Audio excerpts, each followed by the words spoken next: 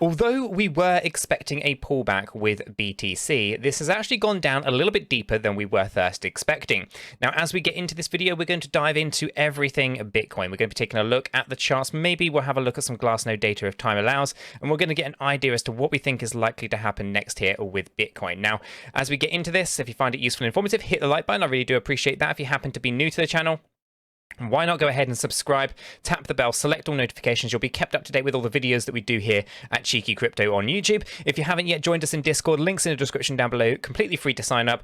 Go check out Discord, fantastic community, talking crypto 24/7. Right, with all that said, done, and out of the way, let's jump on down into the desktop and take a look at what has been going on here with Bitcoin.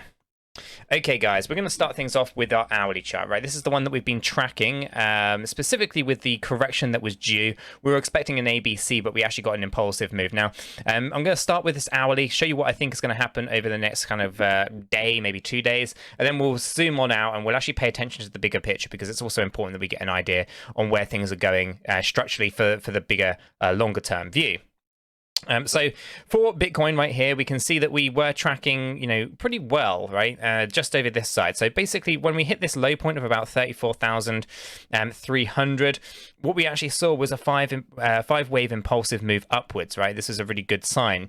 This was the first kind of wave. This actually got us up to about $40,000 where we found resistance and we started to see a reversal, right? So 5 impulsive moves were completed up. This was followed down with an ABC. Now, this is really important that we understand the structure of what was going on here at the time, because this ABC move to the downside follows on, and should always follow 5 impulsive moves up, right? And sometimes you get these really rare occurrences where that isn't the case, right? But after that ABC correction, what we saw was another 5 impulsive moves up, right?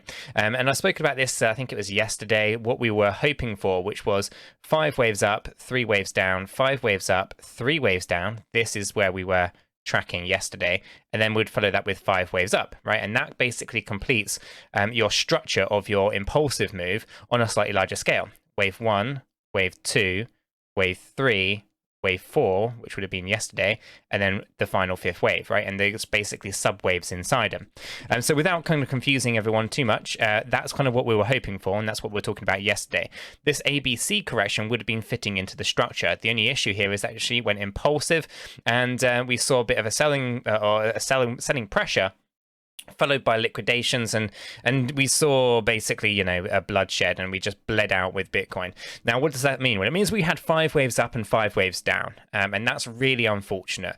It puts Bitcoin in a really difficult position right now. Okay, so as you can see, if we just zoom in on this right now, you can see that we had that 5th wave come down, and we almost came to the 3.618 of that 4th wave low.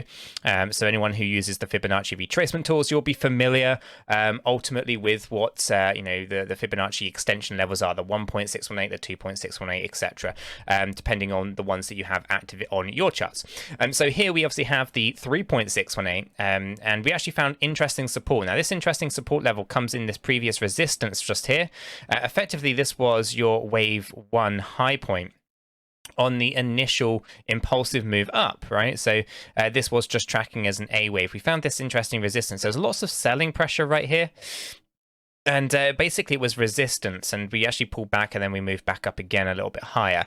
Now, this level here is an area that we've come back into, right? It's $38,485 approximately. We actually hit that a little bit through that with the wick, and then we started to move up. Now, the importance of this, well, here's your 5th wave down, and we're actually now in a really unfortunate, if I make this a little bit bigger, position where we actually are back up in this overbought area on our hourly chart, and we've moved, I mean, it's really insignificant, but let me just check it.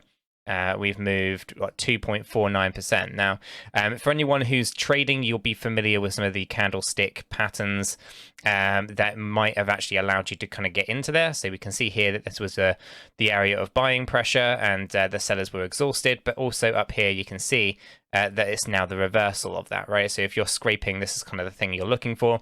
And what we're actually indicating here is that the sellers have now got control, whereas the buyers had control down here. Now, this is just short-term stuff. This is not something that you can trade on right now because it's obviously done and dusted.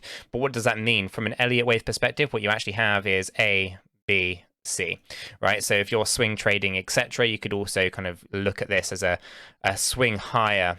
You'd probably have captured this move here with all this kind of resistance. And then potentially once you're down at this area, again, with all these wicks, you might have captured that last little bit of profit there. But again, these are all short-term trades, just scraping profits. Now, with that completion of an ABC move, what does that mean? So we're obviously at the top of a corrective move up, and we're overbought, so the expectation should be ABC down at the minimum level, right? So we'll be coming back down, probably revisiting this area of $38,485, right? So this pink line just down here, this is probably the area that we're going to revisit. Now, if I zoom out into a 4-hourly, we can actually see that we are heavily oversold. We've been oversold on this 4-hourly chart since 8 a.m. on the 3rd of March. That's UTC time. So again, UK actually, if you're also in that kind of time zone. The 8-hourly is also right down here in this oversold area, and the daily actually has started its corrective move, but doesn't appear to have been have finished yet. So as we actually take a look at the daily view here, what do we actually see? Well, we see some pretty reasonable moves, and it doesn't. So this pullback that we've had is unfortunate because it means that we're actually stuck inside this triangular. Well, it's not this wedge. I guess it's not triangular, but it's a wedge, and it's an interesting one because we could have broken out of there much sooner, right? Because my target of 47,500 is still valid. In order to invalidate that, we'd have to come down lower than we were over here, which was, I think, 34,322 or something like that. So we are tracking that, right? Now, the other thing is, obviously, if we take a look at it from an Elliott wave perspective, which I obviously will do, here on this daily chart, we can see that we have, let me just grab hold of my waves. From this low point of about 32,000, we move up into our A wave. This becomes our B wave, and this one here should get us a breakout towards the 47,500, right? That'll be the expectations with this, right? So again, that's your C wave high. So you have your ABC on the larger scale. And again, it becomes more apparent if you look at it from a 3-day perspective, which I'll just do. I'll just grab that on a 3-day. You can see A, B, and then we move up into a C wave. Now I'm just going to come back into our daily because what is going on here is also that this C wave is going to be broken down into subsections, right? So this pullback that we're having is unfortunate because it means that we're slower and working our way up there, but it doesn't mean it's invalidated. It doesn't mean that it's not going to happen. All of that stuff is actually really possible. It's quite comfortable. There's nothing too much to worry about this right now. What we do have essentially would be an A wave, this potentially coming down a little bit lower into a B wave as good support all around this area here, right?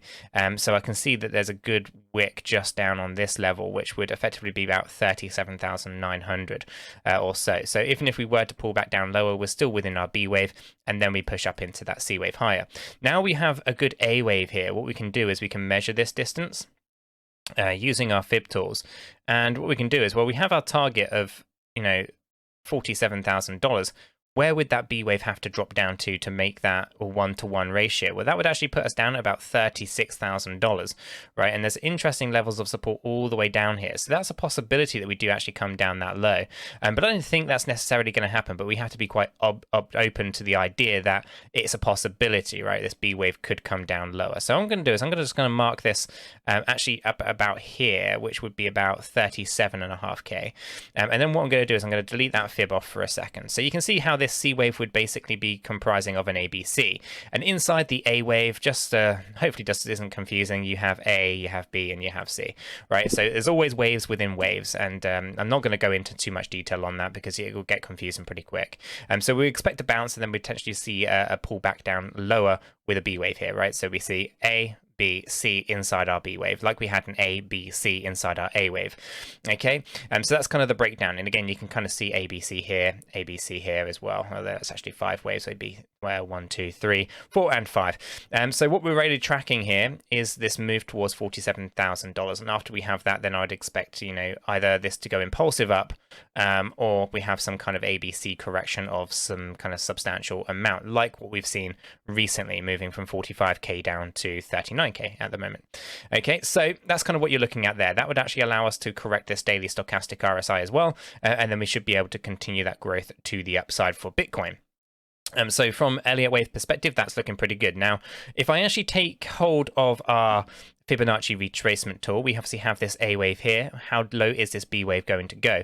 Well, we can take this measurement from the bottom of B up to the top of A. So for anyone who likes to use their fibs, they can say, okay, well, where are we likely to see some kind of bounce or some kind of support level here for Bitcoin?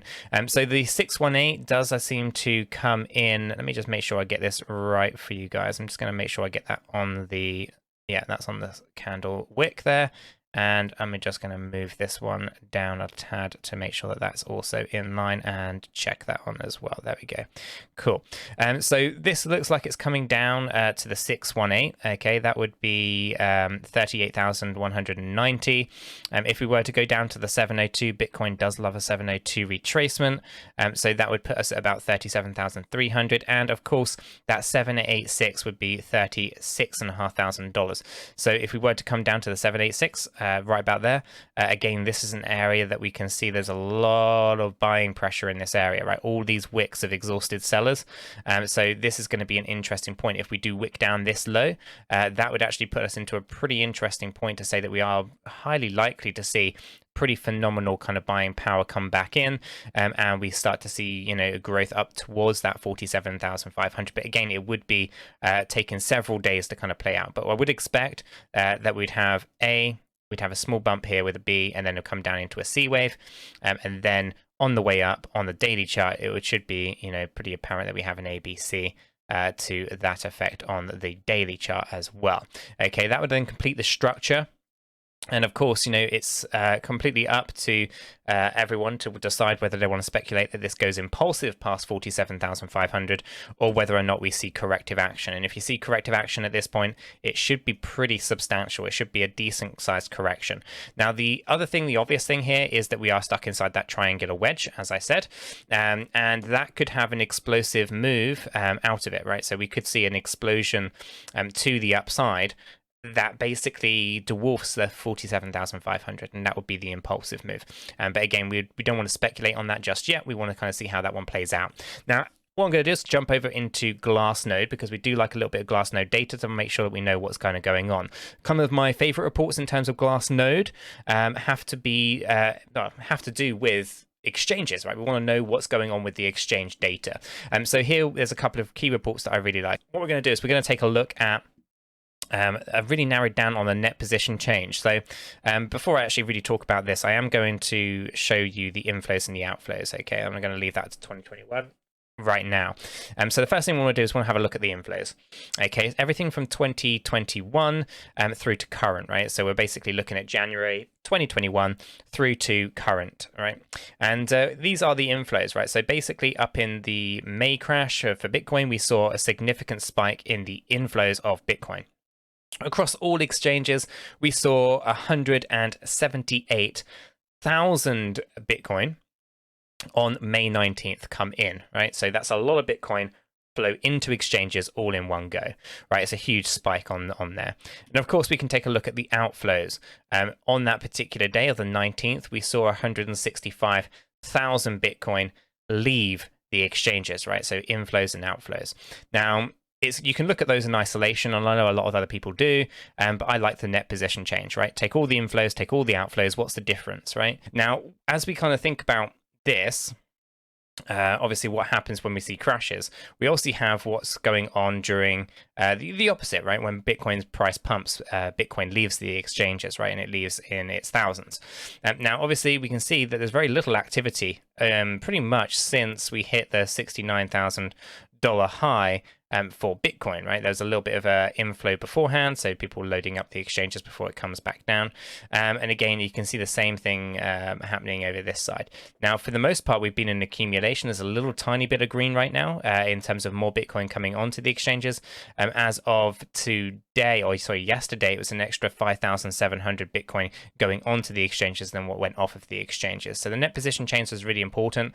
Helps us understand whether or not we are seeing more Bitcoin leave than more than actually come onto the exchanges. And again, we can take a look at the balance of Bitcoin as well. And again, this is price dependent, but you can see over time how the balance of Bitcoin on exchanges is pretty much a really good low point. So if I actually zoom out to 2018, you can get an idea is that we've actually just been declining this, right? And if we actually shoot back even further to like 2016, you can see how we were slowly working up, or the exchanges were building up a balance of Bitcoin. As the price, of course, of Bitcoin was going up, they were also increasing the amount on exchanges. Now, actually, we're starting to decrease and stabilize a little bit. So this is an interesting kind of report to help us understand, we're actually a lot lower than we were in terms of on exchanges since March 2020, right? Which we know that would be a high point, but basically until that point we were just building up, and right now we're actually just kind of plateauing down there. And so that's a pretty cool one to kind of keep an eye on. And also for those who are familiar, so that net change difference, it's always good to know what bear markets look like versus what bull runs look like. So here we have from 2018, actually 2016, all the way through. So we can see here what was going on in 2018 after we had the highs for Bitcoin.